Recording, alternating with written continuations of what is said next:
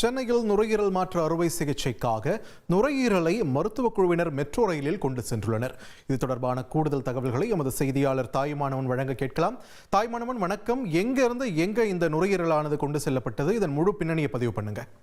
சமீபத்தில் மத்திய வீட்டு வசதி மற்றும் நகர்ப்புற அமைச்சரகத்துடைய வழிகாட்டுதலின் அடிப்படையில் மெட்ரோ ரயில்வேயில் கேரேஜ் அண்ட் டிக்கெட் என்ற திருத்த விதிகள் என்பது கொண்டு வரப்பட்டிருந்தது.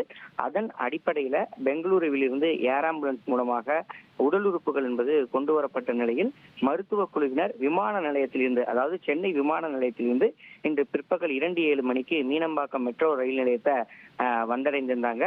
சென்னை மெட்ரோ ரயில் நிலைய அலுவலர்கள் மற்றும் நிலைய பணியாளர்கள் ஆதரவு வழங்கப்பட்டு தொடர்ந்து அந்த குழுவினர் தொடர்ந்து 7 நிலைகளை கடந்து சரியாக 2:28 மணிக்கு AGDMS மெட்ரோ ரயில் நிலையத்தை வந்தடைந்தனர்.